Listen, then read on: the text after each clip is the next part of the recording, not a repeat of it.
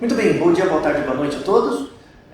Estamos aqui com mais um vídeo, como de costume, do nosso livro Delineando a Pesquisa Clínica e chegamos no capítulo 16, que é um capítulo sobre gerenciando dados ou um capítulo sobre banco de dados. Tá? Tanto o capítulo 16 quanto o 17, que é o próximo, vamos falar sobre a execução prática da coleta de dados.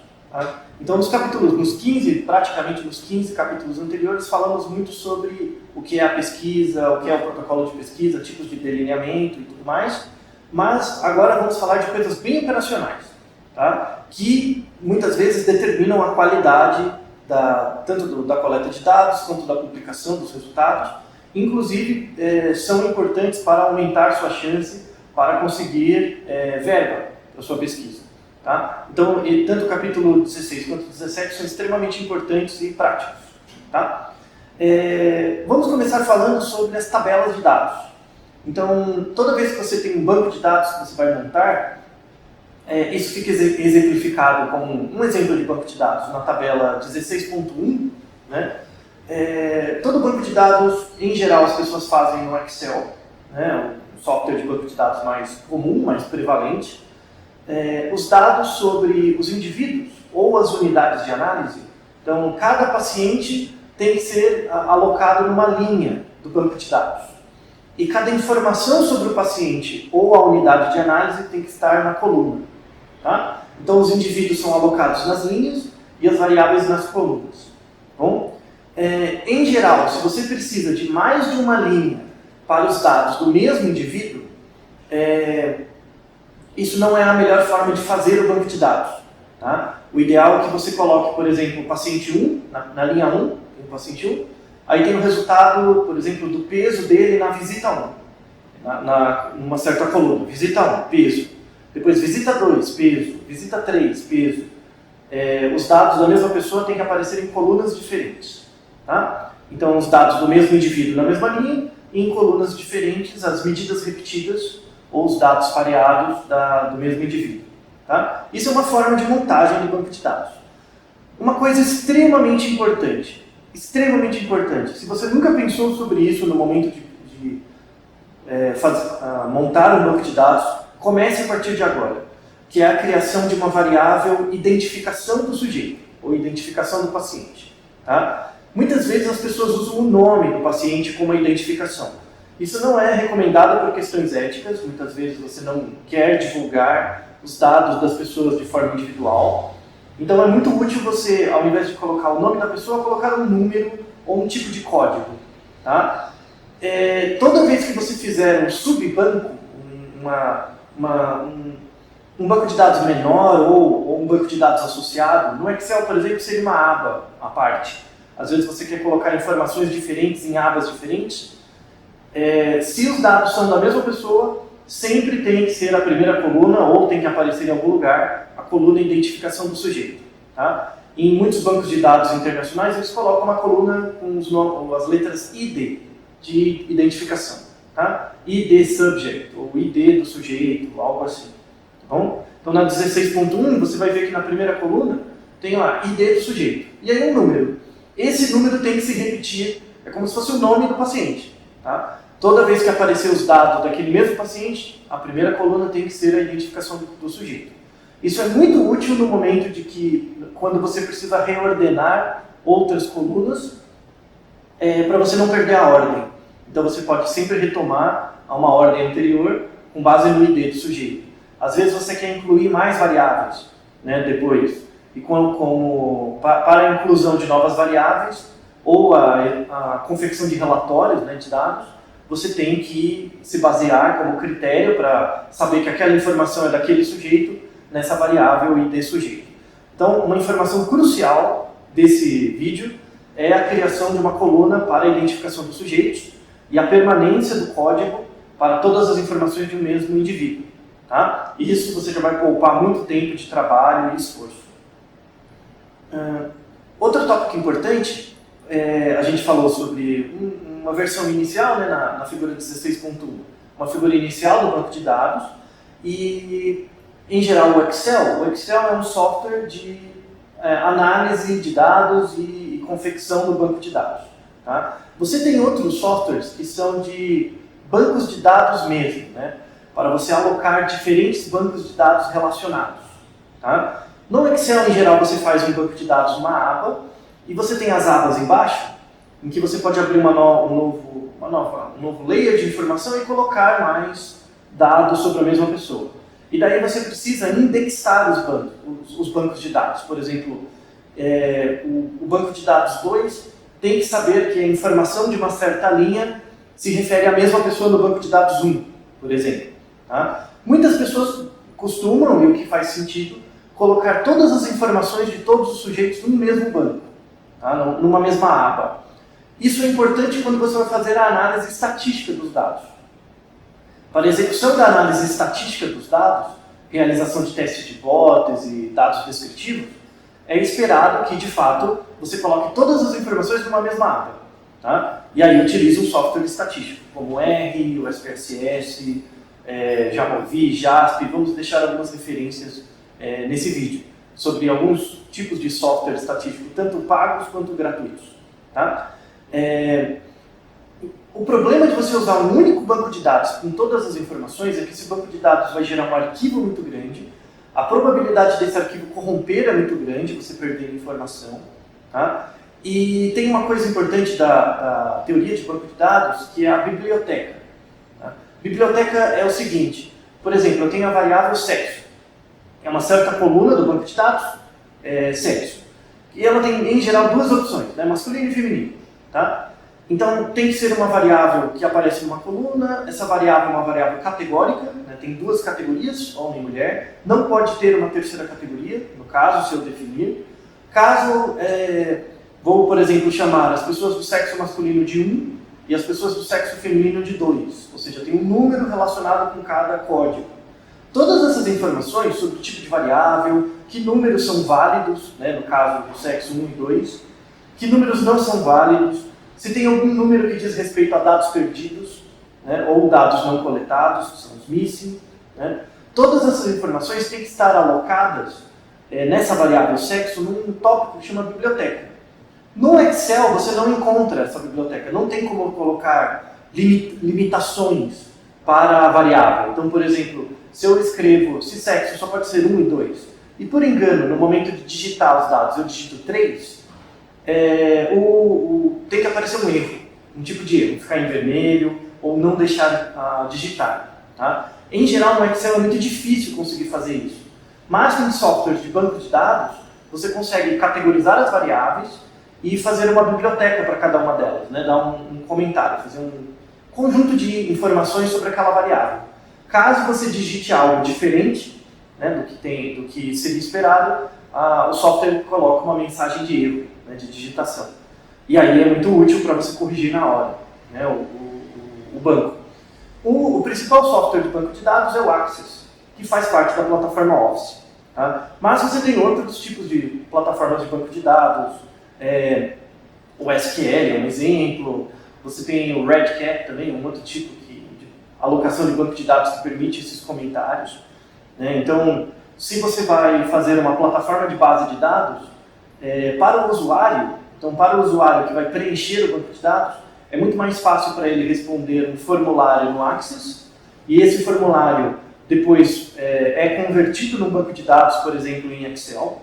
Tá? Então, uma coisa é quem preenche o banco de dados.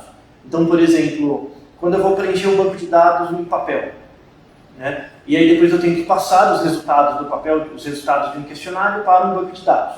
É muito mais cômodo e evita erros se a imputação dos dados for para uma plataforma de banco de dados como Access, em que você tem abas, né, para colocar o nome, a idade, o sexo, e quando você clica no sexo abre as opções, né? Isso minimiza a chance de erro. Quando eu faço, por exemplo, uma coleta de dados online, eu tenho uma plataforma, né, em que eu coleto os dados das pessoas e já digito no tablet ou no computador, é muito mais fácil preencher quando os dados estão apresentados como um formulário que você preenche, ao invés de um banco de dados. Um Excel, por exemplo, em que você vai preenchendo a linha de cada pessoa. A chance de erro é muito maior.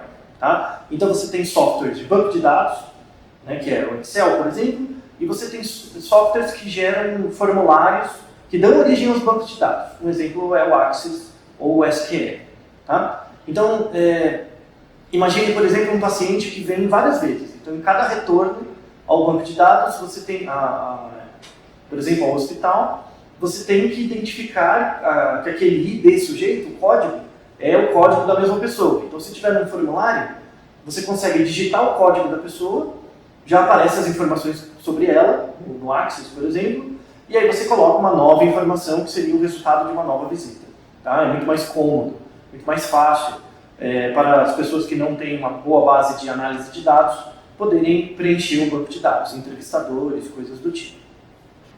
As informações sobre essa discussão atual, sobre os dicionários, né, dos bancos de dados e tal, estão dispostas nas figuras 16.2, 16.3 e 16.4.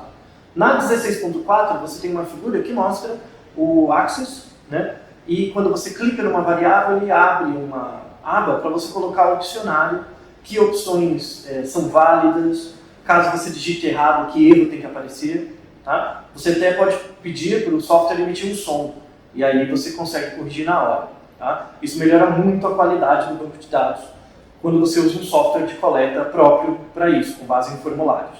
Tá?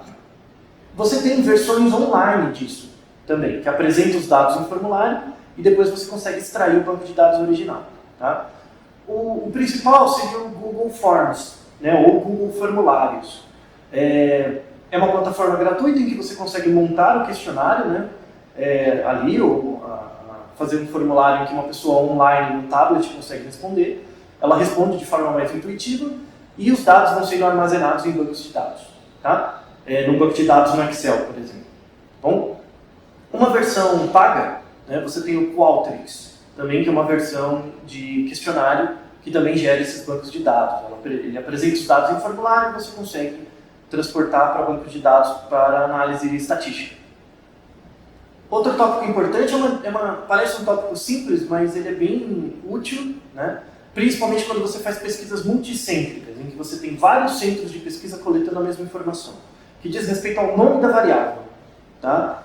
É muito, muito, muito importante você ter uma padronização dos nomes das variáveis, que são os nomes da primeira linha, né, do banco de dados. Tá? Então, sexo, idade, esses são nomes fáceis que você consegue colocar. Sugestões úteis, né, para evitar problemas de compatibilidade.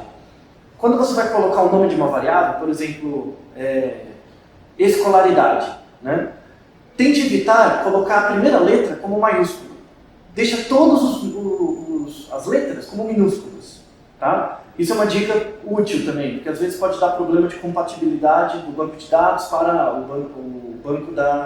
o software de análise estatística. Outra coisa, em português, por exemplo, temos muitas palavras com acento, né? Com cedilha, com tio. Evite colocar acentos, não coloque acentos de forma nenhuma. Tá? Educacão mesmo. Sempre minúsculas, sem tio, sem cedilha, nada do tipo. Quando você vai colocar, por exemplo, renda per capita, né? Às vezes alguns programas não aceitam espaços, renda per capita. Né? O ideal é você pode juntar tudo numa palavra só, ou colocar um underline, né? Um traço subscrito e que liga as palavras, tornando um código só. Tá? Então isso também é útil para o nome das variáveis. E é importante você fazer também um dicionário dos nomes das variáveis, porque quando você passa isso para outro centro, né, o ideal é que vocês, a gente vai ver isso no próximo capítulo, você faça um dicionário da lista das variáveis e como elas devem ser escritas. Né? Porque aí todas as pessoas de todos os bancos, todos os centros, né, caso seja uma pesquisa multicêntrica, têm os mesmos nomes de variáveis, tem que ter a mesma identificação de sujeito para todos, porque você vai conseguir juntar, né? Fica muito fácil fazer uma busca, né, uma query pelo código do indivíduo, e aí você acha o dado do indivíduo em diferentes centros, em diferentes momentos, fica muito prático.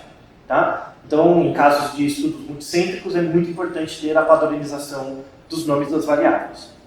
Vamos falar agora sobre a captação dos dados. Tá?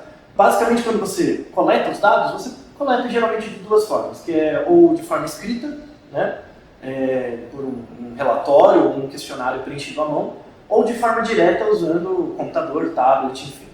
Quando você coleta pelo computador é um pouco mais fácil, a probabilidade de erros de digitação são menores, e inclusive você pode pôr restrições no momento de preencher o formulário. Quando você usa o Access, por exemplo, você pode impor que você só pode responder para sexo 1 ou 2. Né? Se você, por engano, apertar o 3, o programa não deixa, o formulário não deixa seguir em frente, então você tem que corrigir.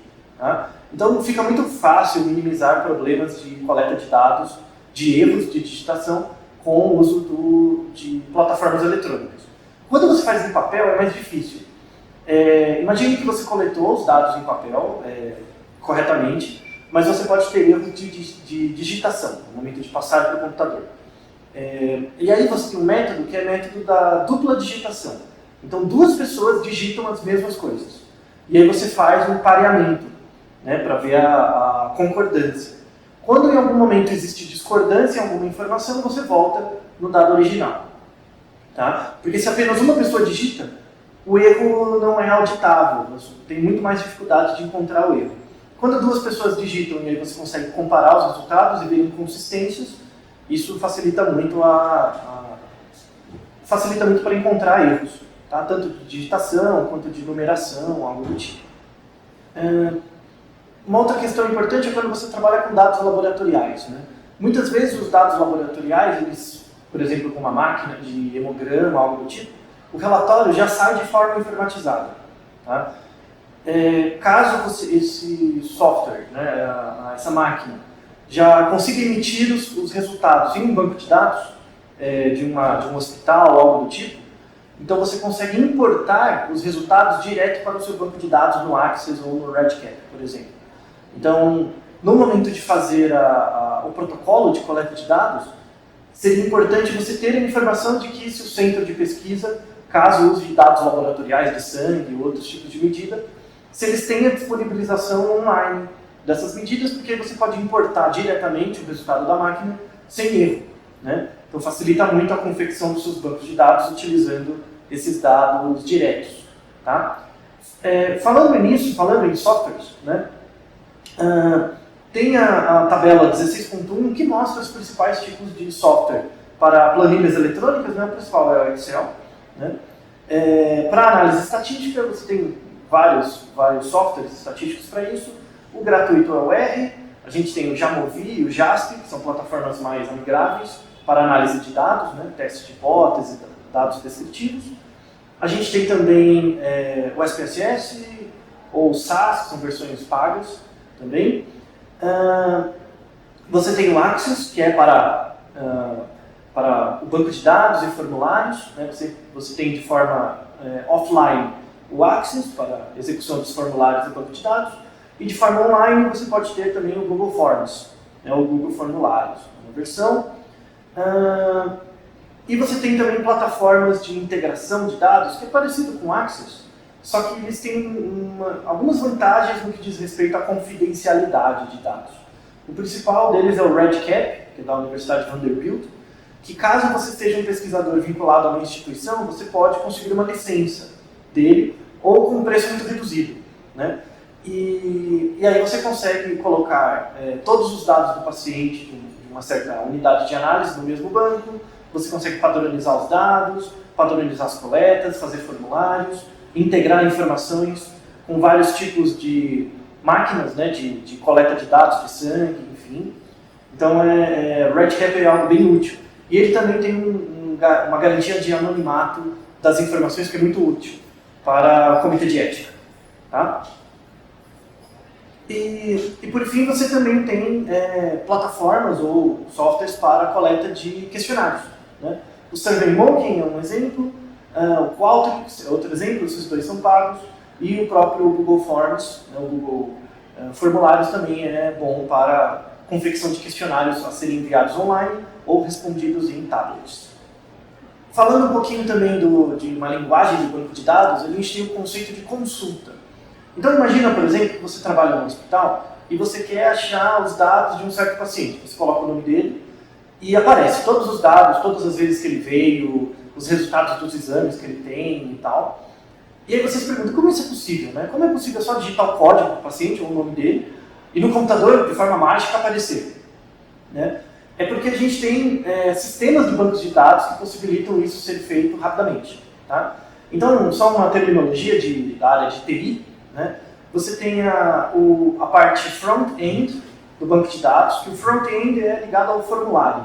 A pessoa que preenche o banco de dados e vê os campos em que ela digita ou assinala coisas, isso tem que ter um desenvolvimento front-end. É um desenvolvimento da parte qualitativa do formulário. O formulário tem que ser amigável, tem que permitir os comentários de forma direta, não pode ser dúbio, né, para minimizar erros de coleta e a garantia da qualidade do dado. Isso é o front-end. E também você tem o back-end. O back-end é a confecção dos bancos de dados brutos. Quais nomes de variável você vai usar, qual o tamanho máximo do banco, se o banco é quebrado em várias partes, porque isso diminui a memória do computador. Então facilita que quando você, por exemplo, coleta um dado num celular e você coloca em enviar, ele chegue rapidamente no servidor, onde os dados estão guardados. Tá? Isso é a necessidade do desenvolvedor back-end. Tá? O SQL é uma plataforma, né, gratuita também para armazenamento de coleta de bancos de dados e tal. Tanto, ele é muito mais especializado no back-end, né, em como você faz coletas de dados rápidas, né, como você consegue chamar informações de forma rápida. Tá? Em geral, recomendamos que seja feita, caso os seus bancos de dados sejam muito grandes e tenham muitas ondas de coleta, que eles sejam feitas em SQL para facilitar a aquisição, ou você pode fazer bancos de dados customizados também. Quando você coloca tudo num banco só, fica muito grande, aí você tem que encontrar uma variável, dá muito trabalho, pode corromper o banco de dados, enfim. Quando você usa SQL, o banco de dados ele fica alocado em partes diferentes, e aí você pode fazer uma busca pelos nomes das variáveis. Então você pode montar um banco de dados customizado apenas com as variáveis que você quer, né? Caso você tenha um dicionário delas. Então, para pesquisas multicêntricas ou bancos de dados muito grandes, é indispensável você pensar no desenvolvimento back-end também. Caso você seja um aluno de pós-graduação, mestrado, doutorado, iniciação científica, por exemplo, aí um banco de dados único, em geral, é o suficiente. Caso você colabore com outros grupos de pesquisa em epidemiologia, em geral tem um desenvolvedor, ou um estatístico, ou um desenvolvedor da área de TI, que se preocupa muito com isso do banco de dados. Tá? E aí ele vai te apresentar, pelo menos, a biblioteca das variáveis para facilitar a sua coleta e a sua busca posterior. Por fim, vamos falar dos aspectos do banco de dados ligados aos erros. Né, ou dados, não são dados perdidos, são dados errados mesmo. Coleta de dados, às vezes você vê um valor esquisito de idade, você vê 200 anos. Né? Será que é 200 anos ou será que é 20 anos? Então, ou será que é algum outro número que eu nem foi perdido? Né? Como que você faz para lidar com os erros, né, de coleta? Tá? Tem algumas dicas. Quando você usa uma plataforma de base de dados, às vezes ele te informa, né, ele não deixa você colocar dados muito esquisitos. Por exemplo, então eu vou coletar a idade dos meus pacientes. A idade varia entre 18 e 90 anos. Então se tiver uma pessoa que tem 91 anos, por acaso, ele vai dar um erro e aí eu consigo corrigir, colocar 91. Regulando a biblioteca, né, da variável. Mas se eu digitar 900, ele vai dar um erro e eu vejo, 900 anos, está errado. Tá? Na verdade é 90. Tá? Então, a própria uso das bibliotecas de banco de dados no Access, por exemplo, ou no Redcat, facilita, né, minimiza a chance de erro. No caso da dupla digitação, como eu comentei anteriormente, é uma outra forma de evitar erros, tá? Que tem que ser considerado. E a parte final, né, que tem um pouco a ver também com a questão do erro, né, é a ideia de confidencialidade dos dados. Em geral, em comitês de ética mais restritivos, né, às vezes os pesquisadores que fazem parte do comitê de ética pensam mais a respeito, eles querem ver no seu protocolo estratégias que você tem que fazer para garantir a confidencialidade dos resultados. Tá? Uma das ideias de confidencialidade diz respeito à própria criação do ID do paciente. Tá? Então, quando o paciente dá entrada no hospital, por exemplo, ele não é computado o nome dele apenas, ele ganha um ID. E aí toda uma identificação. E aí toda vez que você chama a identificação, vem os resultados do paciente e dependendo do nível de acesso que uma pessoa tem ao banco de dados, isso pode vir com o nome da pessoa ou não, mas geralmente não. Tá? Então, por exemplo, às vezes eu preciso compartilhar o banco de dados com outros pesquisadores. Não é recomendado compartilhar o banco de dados com o nome do paciente, mas sim com o ID, porque aí você pode usar essa informação e não compromete o dado individual. Tá? O anonimato está preservado. Em vários comitês de ética, eles requerem a criação dessa variável, tá? de controle dos pacientes para não ter necessidade do nome. Tá? Caso você não faça isso, você está cometendo um erro de coleta de dados. Além do que, caso o seu banco de dados seja embaralhado e você tenha que incluir uma nova variável, às vezes pode dar muito trabalho de fazer isso quando você não tem um identificador. Tá? Então, são dicas simples, relativamente simples, mas são extremamente úteis para a confecção dos bancos de dados com qualidade. Tá? Então, leia um capítulo. Tá? Esse capítulo ele coloca até mais informações, ele dá algumas dicas adicionais. E como não poderia deixar de ser, vamos à nossa pergunta. Você tem imagine que você fez uma entrevista com 3 participantes. Tá? E a entrevista que você fez era uma resposta aberta, era para você descrever a história de tabagismo daquela pessoa. Então a pessoa tinha que contar como era a história de tabagismo, e aí você forma um texto, em que você digita esse texto num campo. Tá? Um exemplo, eu coloco a ID do sujeito, então sujeito 1001, e aí a descrição é a seguinte: começou a fumar aos 17 anos e continuou fumando uma média de 30 cigarros por dia desde então. Tá? Essa é a descrição. Eu quero transformar esse texto num conjunto de variáveis. Bom, então, que variáveis eu coletaria? Então, imagina que o que eu tenho agora é uma coluna, ID do sujeito, e uma outra coluna com a descrição da história de tabagismo. Então, tem o sujeito 1001, começou a fumar aos 17 anos e continuou fumando uma média de 30 cigarros por dia desde então. Tem o sujeito 1002, começou a fumar aos 21 anos e fumou 20 cigarros por dia até parar, há 3 anos, aos 45 anos de idade. E tem o sujeito 1003. Fumou alguns cigarros, menos que 100, quando estava no ensino médio. Tá? A ideia é, como eu consigo transformar isso num banco de dados com colunas aglutinando todas as informações disponíveis nessas descrições e informações que são relativas aos 3 sujeitos, que eu consiga sumarizar os dados dos 3 sujeitos em colunas independentes de forma organizada, sem ser um texto corrido. Como você faria isso? Então pense nos nomes das variáveis, que variáveis, né? Uma dica, a tabela tem que conter 3 linhas, que são as linhas dos sujeitos, 1001, 1002, 1003.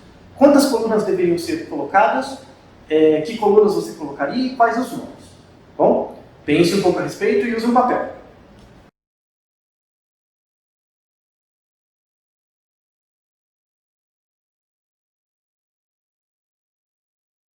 Pensaram a respeito? Fizeram no papel?